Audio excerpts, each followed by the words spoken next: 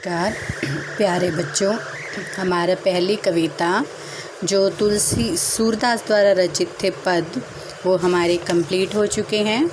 मैं आशा करती हूँ कि आप लोगों ने उसके प्रश्न जो हैं वो कर लिए होंगे अभ्यास पुस्तिका के अंदर। और आगे अब हमारा जो नेक्स्ट है वो है राम लक्ष्मण परशुराम संवाद, जिसके अंदर जो तुलसीदास द्वारा रचित है और रामचरितमानस के बाल कांड से जो है वो लिया गया है। और किस समय का दृश्य है, जब सीता का स्वयंवर होता है। स्वयंवर का मतलब स्वयंवर चुनने की जो प्रथा थी। पहले जो राजा महाराजा होते थे तो उनकी जो राजकुमारियां होती थी वो अपना वर जो है वो स्वयं चुनती थी, तो उसके लिए एक स्वयंवर रचाया जाता था। और स्वयंवर के अंदर कोई ना कोई शर्त रखी जाती थी, जिसके अनुसार जो वो शर्त को जीत जाता था वही जो राजकुमारी जो होती थी उसका वही वर बन जाता था, यानी कि उसके साथ उसकी शादी जो है वो कर दी जाती थी। तो इसके जो कवि हैं वो गोस्वामी तुलसीदास हैं, जो भक्तिकालीन कवि हैं और जिनका जन्म जो है वो 1532 ईस्वी में हुआ है। और स्थान कहाँ पर है, उत्तर प्रदेश के बांदापुर के राजपुरा गांव में। उनकी माता का नाम हुलसी था और पिता का नाम आत्माराम दुबे। उनकी जब मृत्यु हुई तो 1623 ईस्वी में काशी में। और जैसे बचपन से ही उन्होंने बहुत गरीबी देखी, बहुत ही कष्टों में उन्होंने अपना बचपन जो है वो व्यतीत किया। आरंभ में वे भीख मांगकर भी अपना गुजारा करते थे। और उनके गुरु का नाम जो है वो नर हरिदास था। युवक तुलसी का विवाह जो है वो दीन बंधु पाठक की पुत्री रत्नावली से हुआ था, जिसके संदेश से उन्होंने वैराग्य धारण करके राम भक्ति में अपना मन लगा लिया था। और उन्होंने अयोध्या, काशी, चित्रकूट आदि तीर्थों की यात्राएं की और राम का गुणगान जो है वो किया। फिर जैसे उनकी जो रचनाएं हैं, उनकी मृत्यु जो है वो 1623 ईस्वी में काशी में हुई थी। और उनकी रचनाएं हैं वो 36 जो है उनकी रचनाएं हैं उनसे जुड़ी हुई हैं, लेकिन जो प्रकाशित रचनाएं हैं वो 12 हैं, जो दोहावली, कवितावली, बरबे रामायण, वैराग्य संदीपनी, राम आज्ञा प्रश्न, गीतावली, कृष्ण गीतावली, विनय पत्रिका, रामचरितमानस, रामलला, नहुछु, पार्वती मंगल तथा जानकी मंगल। रामचरितमानस जो है वो उनका सर्वश्रेष्ठ महाकाव्य है और जिसको भारत का बाइबल भी माना जाता है। उनकी जो भाषा शैली थी तो उन्होंने भाषा शैली के अंदर संस्कृत भाषा उन्होंने ली वो संस्कृत, अवधी और ब्रज भाषा और कुछ शब्द अरबी और फ़ारसी के जो है उन्होंने वो प्रयोग किए हैं। सबसे ज़्यादा जैसे उन्होंने जो काव्य की रचना की है वो अवधी और ब्रज भाषा में की है। उन्होंने जो अलंकार प्रयोग किए हैं वो है अनुप्रास अलंकार, उपमा अलंकार, रूपक अलंकार, उत्प्रेक्षा और मानवीकरण अलंकार जो है वो प्रयोग किया है। और जो उनका काव्य रूप मिलता है वो दोहा में, चौपाई में, कवित, सोरठा आदि छंदों में जो है वो सफल प्रयोग उन्होंने किया है।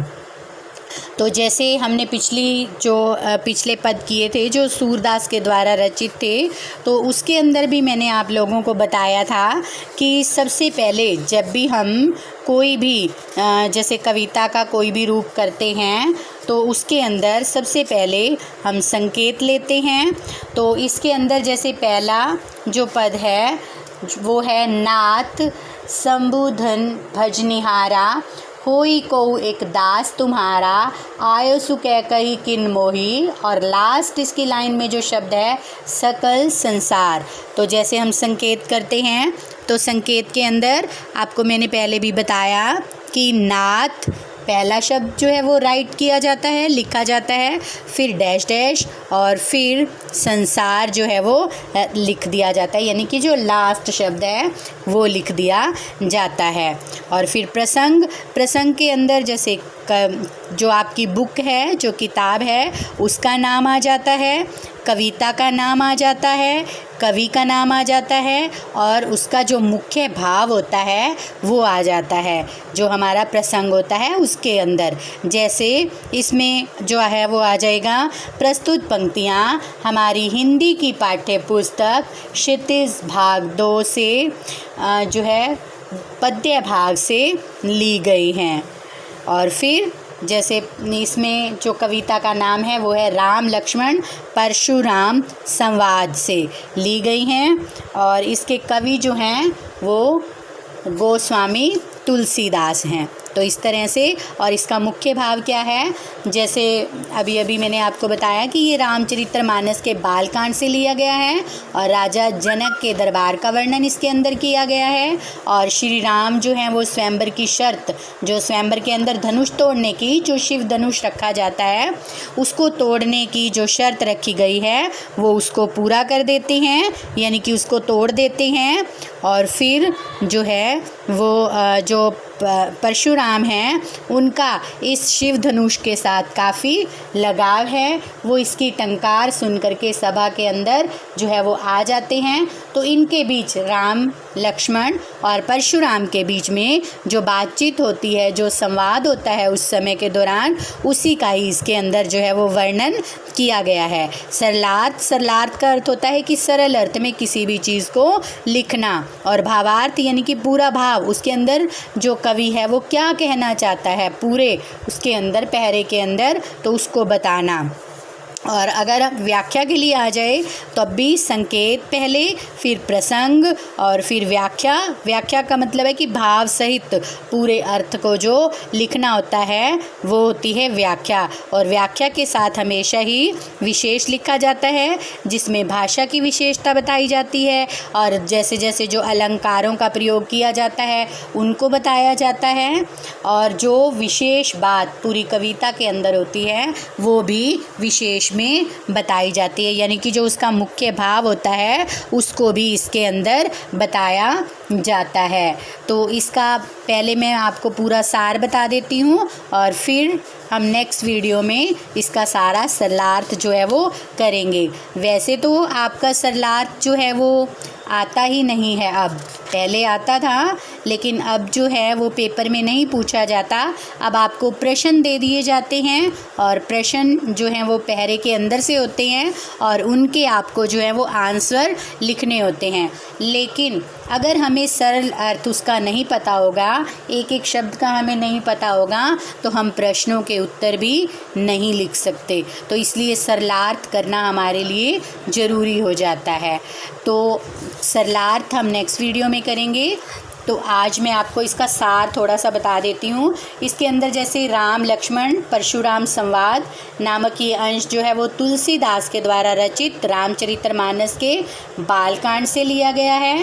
राजा जनक के दरबार में आयोजित जो सीता स्वयंवर के सभी राजा महाराजाओं की उपस्थिति में श्री राम जो हैं वो स्वयंवर की शर्त पूरी करते हुए शिव धनुष को तोड़ देते हैं, और शिव धनुष के टूटते ही जो ऋषि परशुराम हैं, शिव धनुष के साथ उनका विशेष लगाव होता है, और वो जैसे ही उनको समाचार ये जब मिलता है, उसकी टंकार से जब उनको पता चलता है, तब वो बहुत क्रोधित होकर के उस सभा स्थल पर जो है वो पहुंच जाते हैं, और टूटे हुए धनुष को देखकर उनके क्रोध की सीमा जो है वो नहीं रहती, और वो ललकारते हुए कहते हैं कि जिसने भी इस शिव धनुष को तोड़ा है, मैं उसको सहस्त्र भाऊ के समान अपना शत्रु जो है वो उसको मानता हूँ। लेकिन श्री राम जो हैं वो अपने मधुर वचनों के द्वारा परशुराम को शांत करने का प्रयास करते हैं, किंतु